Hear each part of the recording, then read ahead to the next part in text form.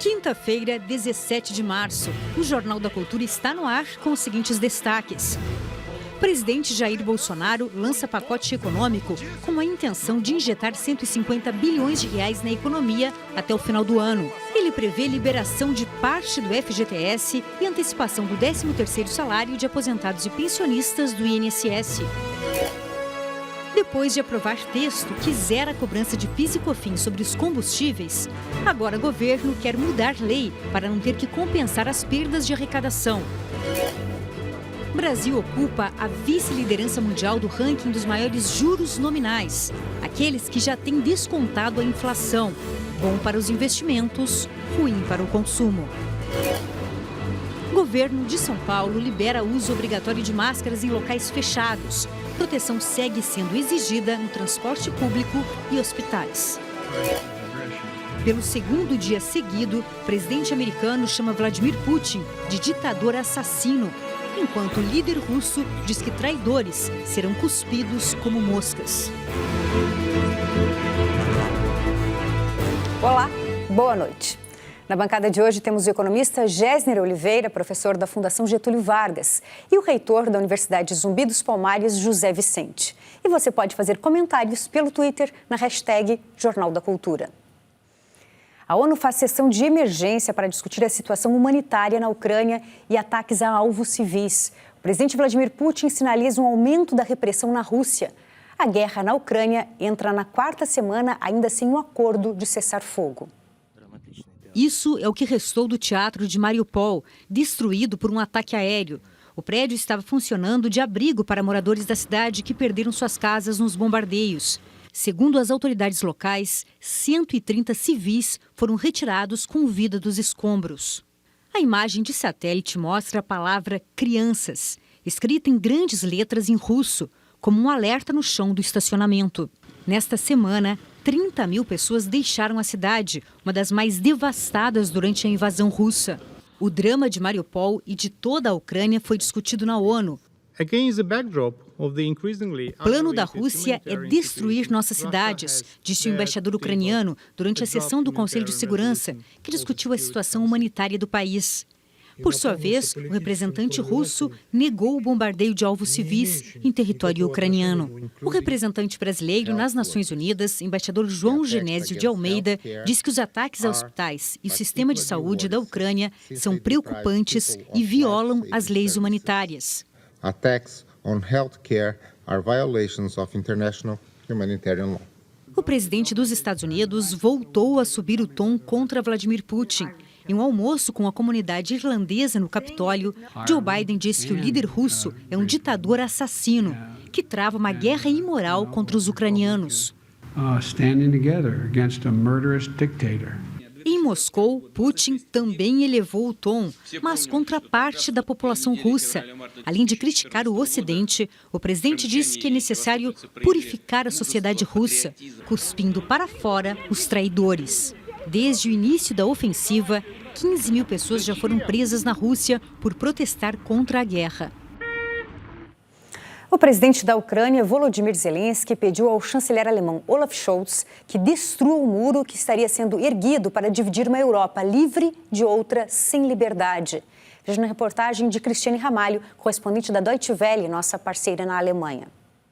Foi mais uma tentativa do presidente ucraniano de usar a palavra como arma para convencer o Ocidente a enviar mais ajuda para a Ucrânia. Falando ao parlamento alemão por videochamada, Zelensky acusou a Rússia de bombardear escolas e hospitais e de já ter matado 108 crianças. Citando o apelo do ex-presidente americano Ronald Reagan ao último líder soviético Mikhail Gorbachev para derrubar o Muro de Berlim, Zelensky pediu ao chanceler federal Olaf Scholz para que destrua o muro simbólico que estaria sendo erguido para dividir uma Europa livre de outra sem liberdade.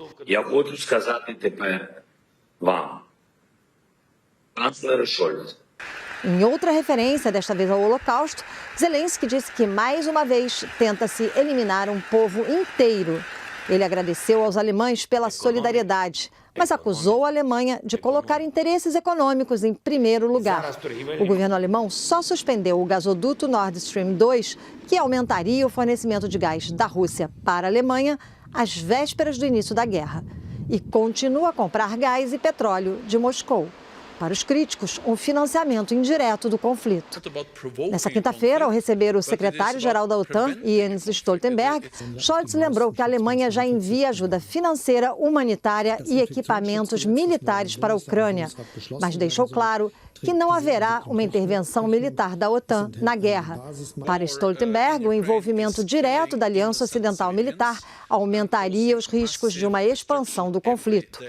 Scholz já se comprometeu a investir 100 bilhões de euros para modernizar as forças armadas alemãs. Uma mudança drástica de curso para um país onde os horrores e a culpa em relação à Segunda Guerra Mundial ainda estão bem presentes. Cristiane Ramalho, correspondente da Deutsche Welle de Berlim, para o Jornal da Cultura. Boa noite, professor. Boa noite, Gésner. Boa noite, professor. Boa noite, Ana. Gessner, a Alemanha pode se libertar do gás russo? Essa inquietante pergunta foi feita hoje pelo Prêmio Nobel de Economia Paul Krugman. Exatamente, é um artigo muito interessante do Paul Krugman. Eu acho que no curto prazo, que é infelizmente o que interessa para os ucranianos nesse momento, acho difícil. Acho muito difícil porque praticamente metade da matriz energética depende do gás russo.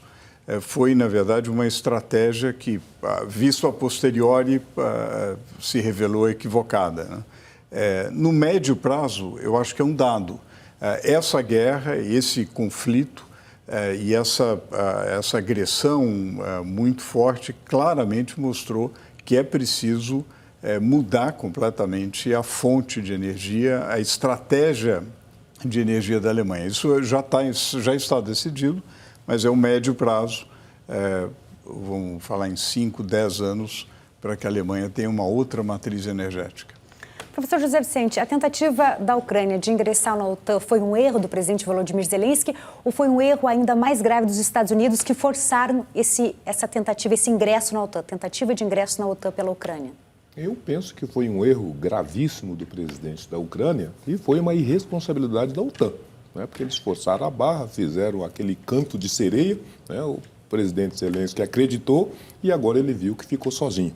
E vai ficar sozinho. Nós estamos vendo que os discursos deles, né, são emocionantes, levanta a plateia, todo mundo aplaude, mas nós chegamos a quase 4 semanas de guerra, a Ucrânia praticamente destruída, e se a guerra continuar por mais algum tempo, não terá mais o que ser reconstituído na Ucrânia. Então, foi um equívoco que agora vimos o próprio dirigente aí da União Europeia dizendo que não permitirá ou que não fará esforço para que a Ucrânia possa, então, ser atendida, pode ser socorrida pela OTAN. Então, o erro se apresentou no início da decisão do presidente ucraniano e agora o erro está pagando um preço caríssimo, sobretudo para os civis, que são os que mais sofrem. A invasão de Putin à Ucrânia torna a Rússia mais dependente da China, Gessner? Torna mais dependente da China, compromete seriamente a economia russa. Na verdade, a economia russa está sofrendo consequências mais graves do que nós, analistas, prevíamos, do ponto de vista das sanções, do que o Putin previa. Na verdade, toda a economia sofre com inflação, com pressão de preços, com impossibilidade de importação de produtos, na verdade, ela depende de uma série de componentes para a tecnologia que ela não terá. E a relação com a China é uma relação, historicamente, foi sempre uma relação tensa, e do ponto de vista de venda de petróleo, por exemplo, que será uma coisa natural, é claro que os termos de negociação serão muito mais favoráveis para a China. Ela não tem mais para quem vender. Então, do ponto de vista da situação russa, é um péssimo negócio. Infelizmente, para a população russa, essa guerra está levando a um isolamento total que foi subestimado pelo Putin. Assim como o Zelensky subestimou a reação russa, não a Rússia, porque a população russa, como a gente viu, está sofrendo censura, prisões, etc. Mas o governo, e o governo Putin em particular, subestimou a reação do Ocidente e subestimou os efeitos econômicos devastadores, desastrosos sobre a economia russa. O governo anunciou hoje um pacotão batizado de Renda e Oportunidade, que deve injetar 150 bilhões de reais na economia. O anúncio do pacote no Palácio do Planalto teve a presença de ministros e do presidente Jair Bolsonaro, que assinou uma medida provisória e um decreto autorizando o incentivo, elaborado pelo ministro do Trabalho, Onyx Lorenzoni. E este programa, que é o Programa de Renda e Oportunidade, conjuga, sim, um caminho para chegar no emprego de carteira assinada. Essas ações todas, elas atingirão entre 80 a 100 milhões de vidas de brasileiros e brasileiras. O pacote inclui a liberação de um saque extraordinário de R$1.000 do FGTS para trabalhadores com carteira assinada. O calendário será liberado pela Caixa a partir do dia 20 de abril, de acordo com o mês de nascimento. Além disso, haverá 2 tipos de microcrédito, um de até R$3.000 para microempreendedores individuais e outro de até R$1.000 para pessoas físicas, inclusive para negativados. Tem uma sobra de caixa que vai acumulando lá. E de um lado os brasileiros todos negativados, devendo dinheiro, milhares de brasileiros numa situação de crédito difícil, e nós com aquele conceito básico de que precisamos democratizar o acesso ao crédito. O governo também decidiu repetir a antecipação do pagamento do 13º salário de aposentados e pensionistas da Previdência. A medida já havia sido implementada em 2020 e 2021. A primeira parcela entrará na folha de pagamento de abril e a segunda na folha de maio. O pacote contempla ainda a ampliação da margem de empréstimo consignado, dos atuais 35% para até 40% do valor do benefício. Além dos aposentados e pensionistas, a MP autoriza que cidadãos beneficiários de programas sociais, como o Auxílio Brasil, também tenham acesso a empréstimos com juros mais baixos. Tudo isso, segundo o governo, sem menor impacto orçamentário. Nós estamos protegendo o orçamento de habitação, o orçamento de infraestrutura, o orçamento de saneamento. Ninguém está encostando nos fluxos anuais desses orçamentos. Ao todo, o programa deve injetar 150 bilhões de reais na economia. De acordo com economistas, o pacote desvia a atenção de problemas econômicos. O governo, diante da situação de inflação em aceleração, preço da gasolina e do diesel subindo, economia desaquecida, Banco Central subindo a taxa de juros para tentar um pouco compensar essas notícias ruins no ano de eleições, anunciar medidas de aquecimento da economia, um contexto difícil de justificar. Professor, se engana quem pensa que Bolsonaro já perdeu as eleições, porque além desse pacote de bondades, o Auxílio Brasil, que começou a ser pago agora em janeiro, já teria ajudado o presidente a recuperar 3 pontos percentuais nas últimas pesquisas de intenção de voto. Com certeza, né? Mas esses são os sacos de bondades tradicionais de todos os presidentes e de todos os políticos nas vésperas das eleições, né? Isso é uma coisa. Agora, o presidente Bolsonaro, a candidatura do presidente Bolsonaro ganhou um reforço, né? Tinham alguns analistas que já davam ele como vencido, inclusive pela terceira via, mas o fato é que a terceira via não se estabeleceu e o presidente conseguiu ter um acolhimento, não só dentro do seu espectro, como parece que os que saíram voltaram e muitos outros, principalmente esses que serão atendidos por essas medidas, não querem nem saber quem é que vai colocar o dinheiro. Aquele que colocar o dinheiro, hipoteticamente, pode levar o voto.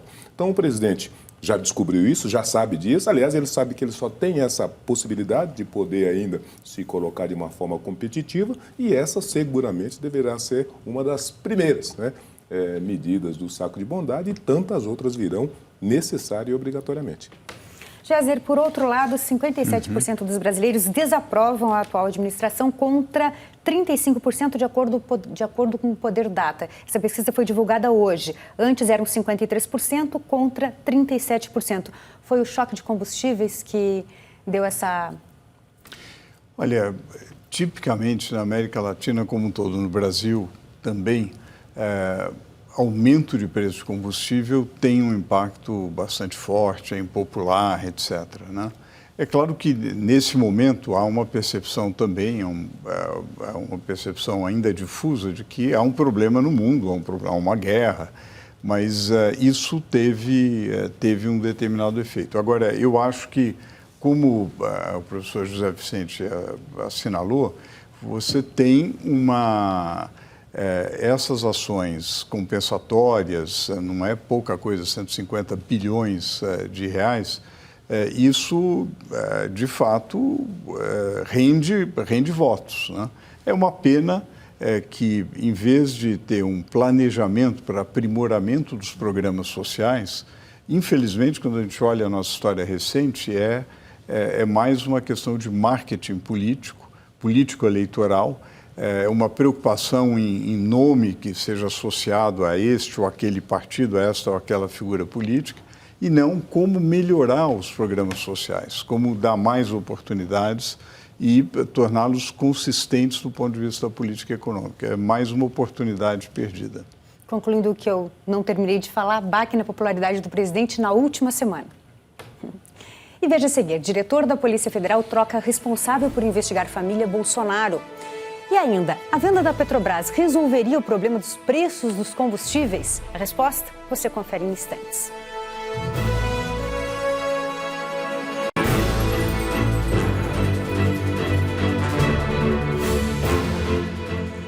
O diretor-geral da Polícia Federal trocou nesta quinta-feira o delegado responsável por investigar a família Bolsonaro. Luiz Flávio Zampronha foi substituído por Caio Pelling, no comando da Diretoria de Combate à Corrupção e ao Crime Organizado. A DICOM é responsável por investigar políticos e autoridades. Atualmente, o presidente Jair Bolsonaro, do Partido Liberal, e dois filhos são investigados. O senador Flávio, também do PL, e o vereador Carlos, do Republicanos, do Rio de Janeiro. Professor José Vicente, na Polícia Federal, a percepção de que a corporação vive um apagão de investigações contra a corrupção. O senhor compartilha dessa percepção?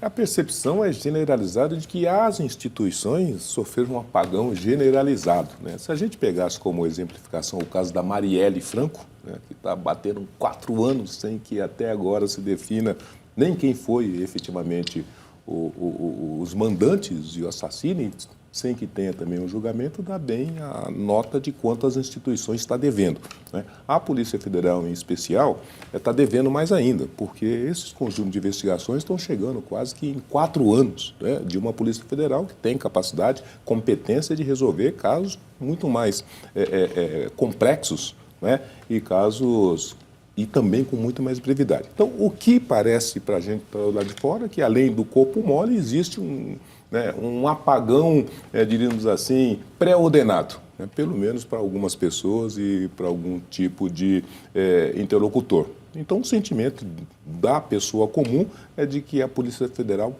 poderia e deveria ter feito mais, e não faz por qualquer motivo que a impede. Gésner, você defende mandatos fixos para delegados da Polícia Federal, porque a queixa geral é de que a cada substituição a investigação volta a estaca zero, ou seja, esvazia as investigações. Eu acho que mandato fixo, em geral, é positivo. Quer dizer, eu acho que a gente tem um problema, como o José Vicente levantava, um problema de maior independência das organizações, das entidades, dos órgãos de Estado, né? A Polícia Federal tem um papel fundamental. Quanto mais independente ela for, quanto mais blindada para interferências políticas, quer para investigar, às vezes ela é utilizada para investigar, para incriminar alguém politicamente, e às vezes para cobertar algum tipo de crime. Então, seria positivo. É claro que teria que ser feito de uma maneira consistente, dentro do ordenamento jurídico, mas acho que é positivo. O presidente Jair Bolsonaro, em entrevista ao SBT, assumiu que foi alertado com antecedência sobre o aumento dos combustíveis na semana passada. Ele voltou a reclamar da Petrobras, afirmando que a estatal deveria ser privatizada. A ideia de vender a participação do governo na Petrobras virou quase um mantra na cabeça do presidente Jair Bolsonaro. Ontem ele voltou a defender a medida. Para mim é uma empresa que poderia ser privatizada hoje. Ficaria livre desse problema. Mas até agora, de prático, o Planalto não fez nada para isso. O Bolsonaro ele usa a ideia de privatizar a Petrobras só para se livrar da vinculação de preços dos combustíveis ao governo dele. Tá? Ele não tem intenção nenhuma de privatizar de verdade a Petrobras. O que ele quer é influenciar na Petrobras, para poder usar a Petrobras para fazer políticas de interesse basicamente eleitoreiro nesse momento. O governo tem 36% das ações da Petrobras. Desde 2015, a companhia vendeu quase 250 bilhões de reais em ativos, num processo para aumentar sua receita e pagar dívidas. Como resultado dessa reestruturação e da disparada nos preços dos combustíveis, a empresa passou a dar lucro. No ano passado foram 106 bilhões de reais. Embora o governo fique com 1/3 desse dinheiro, o lucro recorde é um dos argumentos usados por Bolsonaro para criticar os frequentes reajustes. Privatizar a Petrobras não baixaria os preços dos combustíveis, não é? Pelo contrário. A Petrobras, essencialmente, é uma empresa que ela é monopolista em alguns segmentos.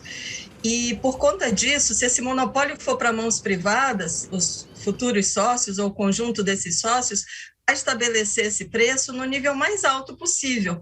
E não vai ter essa pressão deste sócio, que é o governo majoritário, que tenta justamente dar uma pequena segurada dentro de determinadas margens. Só concorrência que segura preço, né?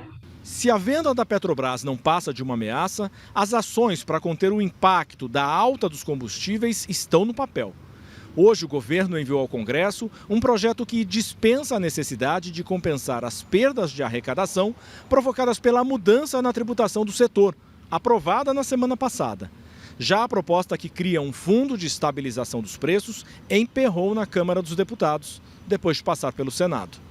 O presidente da Câmara, Arthur Lira, vem sendo cobrado para votar a medida. Mas o discurso de urgência da semana passada mudou um pouco. Quando eu quis dizer, de uma maneira tranquila, relaxada ontem, que não está no radar, é porque uma coisa quando está no radar é quando ele está na semana de votação aqui na casa. Então ele está sendo discutido, ele está sendo apreciado, ele vai ser votado ou modificado, mas nós temos outras situações mais emergentes, como, por exemplo, cobrar da Petrobras, porque quando o dólar baixa e o petróleo baixa, não baixam os preços dos combustíveis. Consta que a Câmara estuda enterrar o projeto do Fundo de Estabilização, que é do Senado, e tentar aprovar novas propostas de subsídios direcionados. Seria um erro, Gessner? Certamente é um erro. A proposta de Fundo de Estabilização é a mais correta, tem experiência internacional. Não faz milagre, mas pelo menos amortece o efeito do aumento de preços internacionais internamente. Você pegar e ficar indo para setor tal, olha, você vai ganhar o Vale Gás, o setor tal, você vai ganhar o Vale Diesel, setor tal, pega bem nas eleições, sem dúvida. As pessoas ficam gratas porque estão recebendo uma ajudinha, mas não resolve o problema. E falar mal da Petrobras, etc., também não resolve nenhum problema. É um discurso que só desinforma. A Petrobras é uma sociedade de economia mista, precisa ter uma boa governança corporativa, tem uma boa governança hoje, e isso precisa ser respeitado. O governo não precisa fazer interferência. Precisa, sim, como a matéria disse, aliás, acredito que foi a Virgínia Parente que apontou muito corretamente, precisa concorrência na cadeia de óleo e gás. Precisa ter mais concorrência. É ruim ter monopólio, seja ele estatal ou seja ele privado. É preciso realmente ter mais concorrência nas refinarias, no transporte de combustíveis, precisa ter com as importações, enfim, é a concorrência que vai permitir isso, e não um discurso político eleitoreiro. Fato é que o general Silva e Luna está sofrendo uma fortíssima pressão para ser substituído. Inclusive, já tem até um nome aí circulando na imprensa, que seria o presidente do Flamengo, Rodolfo Landim. Olha, eu vou exigir que seja presidente do Corinthians, entendeu? O presidente que seja o presidente do Corinthians. Porque a gente lembra que quando o presidente Bolsonaro tirou o Castelo Branco, ele disse, agora eu vou colocar um general, porque o general vai pôr ordem na casa. São grandes gestores e competentes e qualificados estrategistas. E o que nós vimos nos meses que se seguiram foram aumentos um atrás do outro, e até chegar nessa situação atual.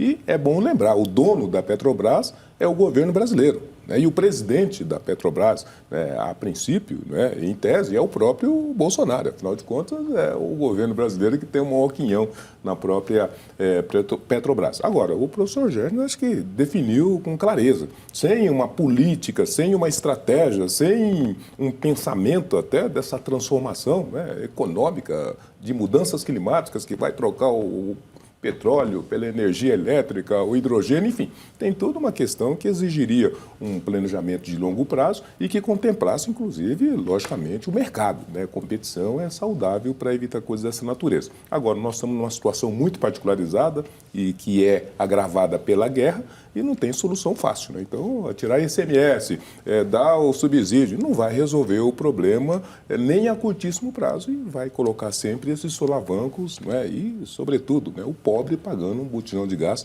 a R$150. Agora é parcelado em 10 vezes no cartão de crédito. Uma pesquisa sobre o desempenho escolar no período da pandemia traz alguns números importantes e até certo ponto surpreendentes nos últimos 2 anos no Brasil. O levantamento mostra que a evasão escolar caiu no ensino médio, mas aumentou no ensino fundamental. O fechamento das escolas durante o auge da crise sanitária da Covid-19 afetou pelo menos 1 bilhão e 200 milhões de estudantes no mundo, segundo a Unesco. Aqui no Brasil, cresceu a fatia de alunos de 6 a 14 anos que cursam o ensino fundamental que não se rematricularam nos últimos anos. A saída da escola saltou de 0,3% em 2019 para 1,1% em 2021. Uma evasão que aumentou de 82 mil alunos para 285 mil. É o que mostra um estudo da consultoria e dados, feita em todo o país com informações da PNAD, a Pesquisa Nacional por Amostra de Domicílios. No caso dos alunos de 6 a 14 anos, a gente já consegue atribuir de uma maneira com mais segurança a pandemia, porque houve uma quebra de tendência muito clara, né? Nos 10 anos anteriores a 2020, a gente vinha diminuindo ano a ano. De 2020 a 2021, a gente voltou a regredir. Na contramão, uma boa notícia. Entre os jovens de 15 a 17 anos do ensino médio, a evasão diminuiu. Segundo o levantamento do Idados, de 7% em 2019 para 4,5% em 2021. Somente para quem tem um dispositivo, um celular, um computador ou coisa do tipo, para acessar a aula online, os exercícios, o esforço de deslocamento passou a não existir, então pode ser que isso tenha levado muita gente que talvez não frequentasse se a aula fosse presencial, a fazendo, mesmo que faça poucas atividades ou coisa do tipo, considerar que está frequentando. Reverter não só a perda de alunos, mas também a perda de aprendizagem intensificada pela pandemia. É um desafio das escolas brasileiras. O país precisa de políticas públicas para atrair os estudantes de volta à sala de aula. O fenômeno da exclusão escolar é multifacetado. Exige articulações de diferentes áreas do governo, como educação, assistência social e saúde, além de uma sociedade organizada. É uma empreitada para a qual é fundamental que haja um envolvimento de todos os atores que fazem parte da rede de proteção da criança e do adolescente, para que, mobilizados com as redes de ensino, possam fazer com que todas essas crianças e adolescentes retomem, assumam novamente os seus bancos escolares. A hora da verdade vai ser agora, professor José Vicente. Na volta às aulas presenciais, agora as escolas vão ter a medida exata do quanto o ensino remoto funcionou ou não em relação à qualidade do ensino? Eu acho que as escolas e todos nós, né, cidadãos, pais, governantes, vamos conhecer o tamanho do fosso, né, que os números indicam que vão ser surpreendentes, porque os números eles estão mais ou menos alinhados com esse sentimento médio das pessoas. Nós vimos, por exemplo, que os alunos do ensino médio, esses tinham mais estímulos para estarem nas aulas. Está terminando o curso, já são um pouco mais grandinhos, têm um pouco mais de autonomia para ir para lá e para cá. Todos aqueles que estão fora dessa perspectiva têm dificuldades adicionais para poder transitar, o pai não pode levar, não tem o dinheiro, enfim, problemas de toda a natureza. Da mesma maneira, o acesso, sobretudo, à rede de internet, continua sendo para poucos, né? E os poucos que ainda conseguem acessar têm dificuldade de que os pais, dentro de casa, auxiliem naquela tarefa diária. Enfim, e junta-se isso a dimensão, acho que muito contundente para essa questão, que é a empregabilidade. Um pai, uma família sem emprego, sem trabalho, não tem nem como manter a criança na escola, né? Por conta disso, eu acho que agora a gente vai ter um inventário um pouco mais próximo da realidade, do que foi esse drama terrível, e seguramente nós estaremos diante de uma década perdida. Salvo, como eu já disse outras vezes, se nós tivéssemos capacidade como sociedade de eleger a educação como uma prioridade nacional e que todos os recursos que estivessem disponíveis nós investíssemos para fazer com que essa educação pudesse recuperar esse atraso e, a partir de agora, pudesse ser uma educação séria e que atendesse de uma maneira definitiva as demandas dos jovens, dos educadores, dos professores da sociedade. A educação continua não sendo uma prioridade para todos nós brasileiros. O ensino híbrido, a partir de agora, pode fortalecer, diminuir a evasão escolar? Olha, em tese, sim. Em tese, sim. Quer dizer, a tecnologia deveria ajudar a diminuir a evasão. Agora, a evasão tem várias causas, né? E elas continuam presentes. Quer dizer, a dificuldade, por exemplo, até interessante a matéria, chama atenção para os adolescentes um pouco mais velhos que diminuiu a evasão. Talvez por uma razão triste. A gente precisaria ver que as oportunidades de emprego no mercado de trabalho e obtenção de renda também diminuíram muito. Quer dizer, então, só para mostrar como é complexo o fenômeno, né? Em tese, a utilização massiva da tecnologia deveria ajudar, mas o componente essencial é o compromisso da sociedade com a educação. Nesse sentido, o José Vicente tem razão, e não é só o Estado, não é só a política pública, é toda a sociedade. Eu acho que durante a pandemia o Brasil foi negligente em relação à educação. Aliás, historicamente, temos sido negligentes, mas durante a pandemia tinha que ter muito mais esforço para diminuir os efeitos negativos da pandemia. O caos que está instalado poderia ser o vetor desse salto para o futuro. Das oportunidades. E a gente não tem ninguém por isso daí, nem nas agendas políticas. O ensino à distância fazendo chegar o conhecimento a áreas remotas, etc. Nós temos muitas oportunidades, mas infelizmente somos muito negligentes. E veja em instantes, São Paulo libera uso obrigatório de máscara em locais fechados. E ainda, a alta da taxa básica de juros pode impactar de forma negativa a tomada de crédito e o consumo. Aguarde, que voltamos já.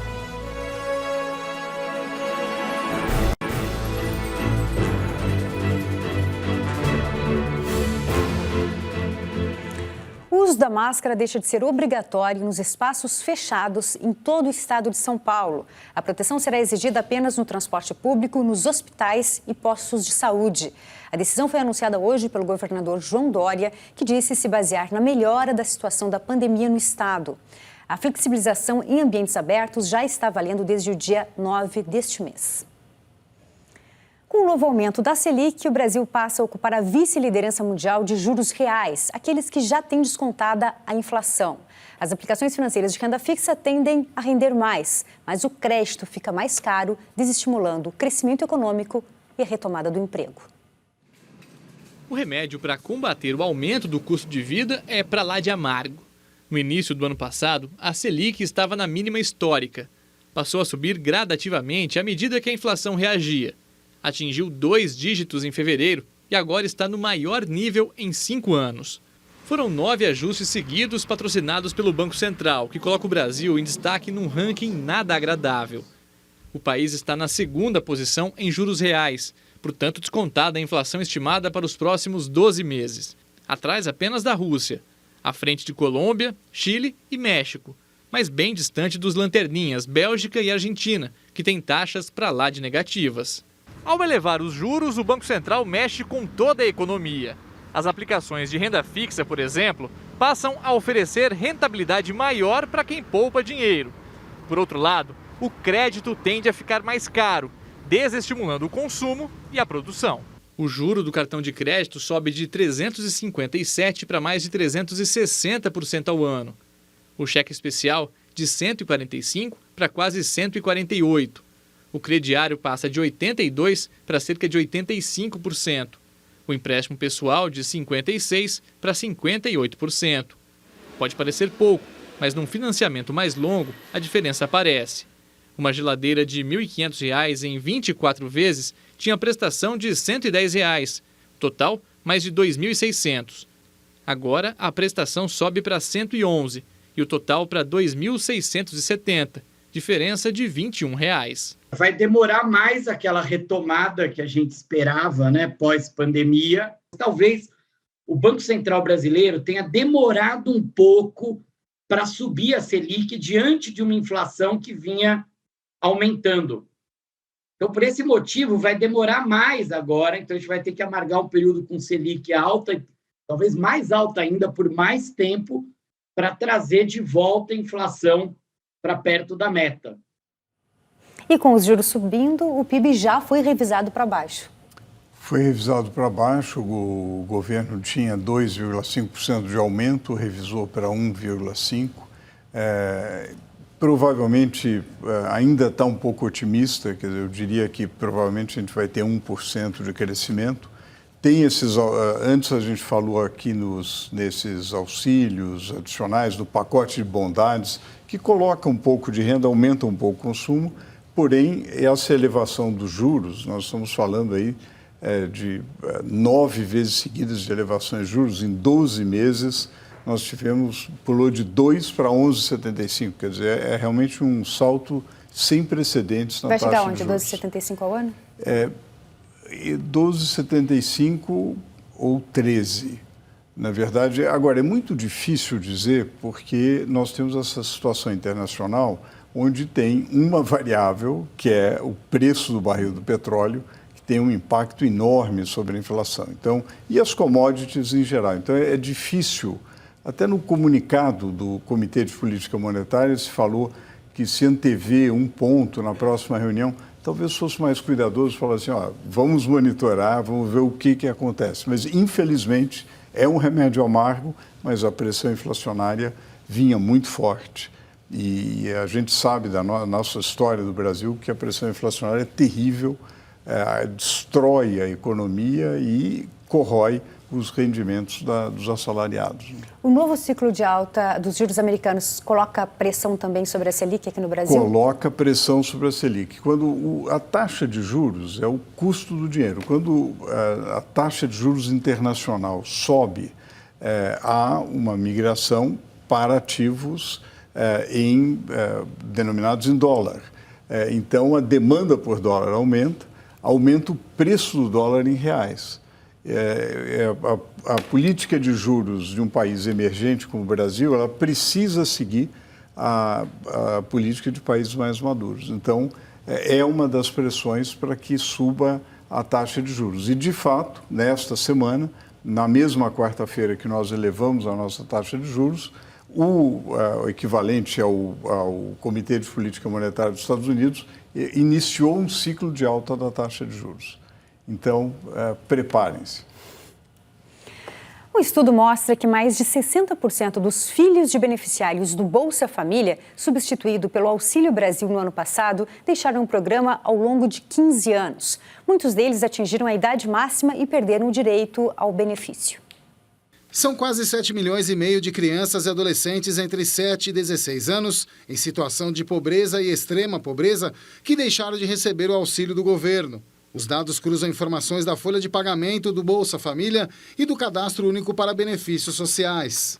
Segundo o estudo do Instituto Mobilidade e Desenvolvimento Social, os homens saíram mais do que as mulheres do programa. O principal motivo é a saída precoce da escola para o ingresso no mercado de trabalho. Já entre as meninas, a principal causa é a gravidez. Com isso, passaram a ser titulares do benefício. Parte deles pode e provavelmente vai voltar para o Bolsa Família. Quando esse jovem tem filho, aí a renda per capita cai, ele se torna mais pobre e ele volta para o Bolsa Família. É como se ele tivesse assim, alguns anos de alívio e depois vai voltar para a pobreza ao ter filho. A saída do Bolsa Família, substituído pelo Auxílio Brasil no ano passado, foi maior no Sudeste, Centro-Oeste e Sul do que no Norte e no Nordeste. A pesquisa indica que essas regiões geram menos oportunidades de emprego. Com isso, as pessoas não conseguiram deixar o programa e as famílias não superaram a pobreza nesse período de 1,5 décadas.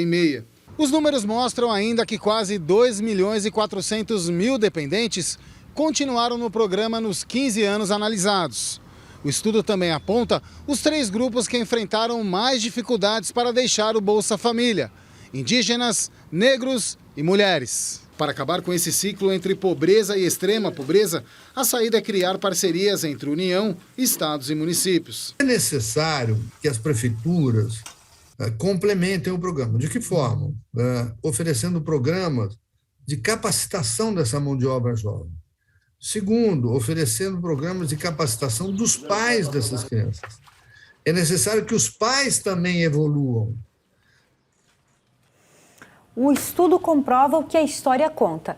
Negros, mulheres e indígenas são grupos com maior dificuldade de mobilidade social, professor José Vicente. A tragédia sabida, conhecida, repetida, e que a gente vai ficar nessa bancada o resto da vida, né, repetindo, enquanto a gente não fizer esses 2 movimentos que nós estamos aqui apontando. Olha, sem educação, não vai conseguir resolver os problemas, seja de negro, de indígena, de pobre. Não é? E sem, sobretudo, o combate draconiano à desigualdade econômica do nosso país, mas jamais nós vamos ser uma nação de iguais. Nós continuaremos sendo uma nação de pessoas diferenciadas, inclusive pela cor da pele. Né? Então, programas Bolsa Família, Auxílio Brasil e quaisquer outros que vierem não vão conseguir dar conta dessas 2 dimensões. Olha, as meninas, nós estávamos falando agora há pouco de que os meninos no ensino médio ainda se mantiveram. Se mantiveram, mas de 100 que entraram, só 40 se mantiveram, porque 60% ficaram no meio do caminho, primeiro, para ir atrás do emprego os meninos e, segundo, as meninas por conta das gravidezes precoces. Então, sem a gente pensar uma perspectiva que trabalhe para combater a pobreza, né? Nem pobreza, a miséria, né? E criar condições, porque nós vamos qualificar esse pessoal para arrumar emprego aonde? Né? Então, nós precisamos de um conjunto de ações que pense e ataque essas 3 dimensões estruturantes do nosso país. A desigualdade terrível, né? Nós somos, o professor Gésio sabe de tudo melhor que eu, nós somos o campeão mundial de desigualdade. Entre os desigualdades, os pobres, 70% são negros, né? Indígenas, e são mulheres e crianças e jovens. Então, nós precisamos, tanto quanto a educação, pôr isso na agenda, que os nossos políticos se apresentem com seus programas de governo. O que eles vão fazer para resolver essas questões que estão colocadas como desafio para a nossa geração? O professor Tapner levantou um ponto importantíssimo, que a porta de saída do Bolsa Família ou do Auxílio Brasil, que o substituiu, é a qualificação. Só que a qualificação só funciona se for bem articulada entre os entes da federação, estados, municípios e a União. Exatamente, porque o município vai saber que tipo de capacitação, que tipo de oportunidade pode ser criada naquele local para fazer e complementar o programa da União. E veja como é importante um estudo dessa natureza, apontando causas, apontando soluções, como é importante que a gente acabe com esse negócio, olha, vai se chamar assim, vai se chamar assado, e usar isso para a eleição. Vamos pensar como a gente pode aprimorar os programas sociais. A gente aprende da experiência, aprimora e é uma questão de Estado. Isso, o que o José Vicente falou, a gente precisa reduzir a desigualdade. Vamos atacar esse problema com uma questão de Estado, vamos esquecer, e a sociedade precisa exigir isso e também precisa se engajar na educação, precisa se engajar nessa luta contra a desigualdade. Até porque, Gerliano, como nós vimos, né, os que saem, não saem porque melhoraram de vida, ou foi porque completou o tempo de idade, né? Não pode permanecer no programa. Ele só sai por uma porta para entrar pela outra. Tem filho e daí volta. E veja a seguir, Polícia Federal prende militar lotado na FUNAI, acusado de arrendamento ilegal de terra indígena. E ainda na segunda reportagem da série especial sobre índios isolados, a denúncia de vazamento de dados sigilosos da FUNAI. Nós voltamos já.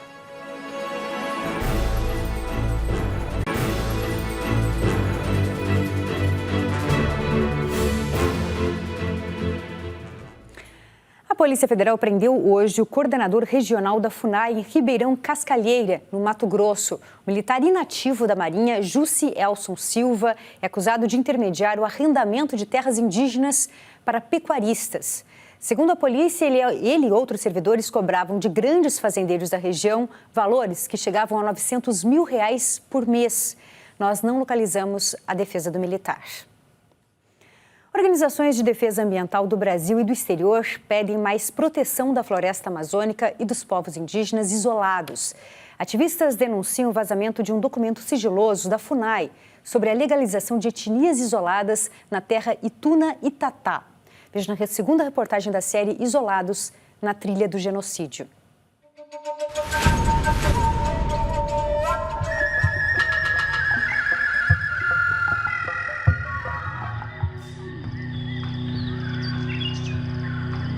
Na região do Rio Xingu, nos municípios de Altamira e Senador Porfírio, no Pará, está a terra indígena Ituna-Itatá, lar de povos tradicionais em isolamento voluntário. O que ocorre é que esses povos podem ser extintos. E aí os índios têm que recuar. E ou são mortos, ou eles vão se interiorizar mais na floresta, buscando refúgio. Para tentar proteger o que resta da floresta e os povos indígenas que lutam para sobreviver ali, organizações do Brasil e do exterior se uniram numa campanha em defesa dos isolados e para denunciar a direção da FUNAI. Houve uma reunião do senador Zequinha Marinho com o presidente da FUNAI. Nessa reunião, ele teve acesso ao relatório, constam as evidências que foram encontradas da presença de indígenas isolados na terra indígena, a localização desses indígenas, o que coloca eles em perigo, né? Zequinha Marinho é senador pelo Pará. Na reunião, de acordo com o despacho da FUNAI, foram discutidas supostas impropriedade ou irregularidades de cunho ideológico do relatório técnico de expedições de localizações de índios isolados. Ituna-Itatá era assim, na década de 1970, quando os primeiros indícios de povos isolados foram apontados. Já nos anos 2000, a proteção do território era uma das condicionantes para as obras da hidrelétrica de Belo Monte. A usina já funciona há 5 anos e o território ainda não foi demarcado. Segundo o Ministério Público Federal, é a terra indígena mais devastada do país. O relatório da FUNAI, de 23 de novembro de 2021, reconhece a degradação da área, com pastos e clareiras abertas no que antes era floresta. Em nota emitida no dia 28 de janeiro, a Fundação Nacional do Índio informou que não foram localizados grupos isolados após mais de uma década de monitoramento na região de Ituna-Itatá. E não se justifica a edição de uma nova portaria de interdição da área. No mesmo dia, a FUNAI renovou a restrição de uso, cumprindo a ordem da Justiça, mas apenas por 6 meses e não por 3 anos, como exige o Ministério Público Federal.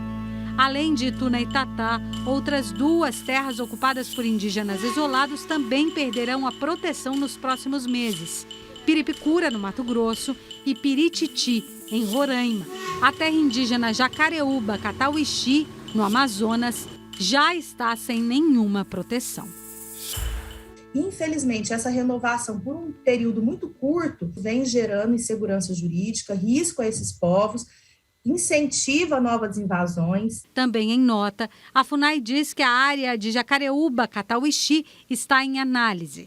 Ressalta que o presidente da instituição, Marcelo Xavier, desempenha seu trabalho baseado no diálogo, em estrita obediência aos princípios constitucionais da legalidade, impessoalidade, moralidade, publicidade e eficiência na condução de suas atividades. Sabe o que é uma terra indígena, né? Não, eu aqui não estava sabendo o que era terra indígena, não. Todo mundo sabe o que é uma terra indígena.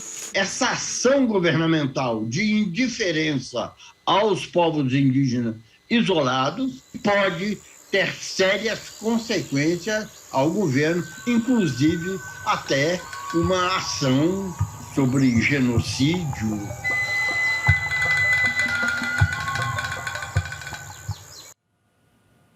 Amanhã, na terceira e última reportagem especial da série, os principais motivos que estão colocando em risco os índios isolados. Relatório publicado pela OCDE apontou uma lista de países que implementaram reformas fiscais baseadas em políticas de gênero. O Brasil não faz parte desse grupo. Para especialistas, falta vontade política. O relatório avaliou 43 países e mostrou que 51% deles colocaram em prática alterações na cobrança de tributos visando a equidade de gêneros. Estônia, França e Suíça aparecem nesta lista, assim como a vizinha Argentina. Já o Brasil está ao lado dos países que não possuem ajustes na política tributária visando resolver a desigualdade de gênero. A OCDE apontou que o país sequer possui dados sobre os impostos separados por gênero, consumo e renda, o que dificulta a análise sobre o impacto da tributação.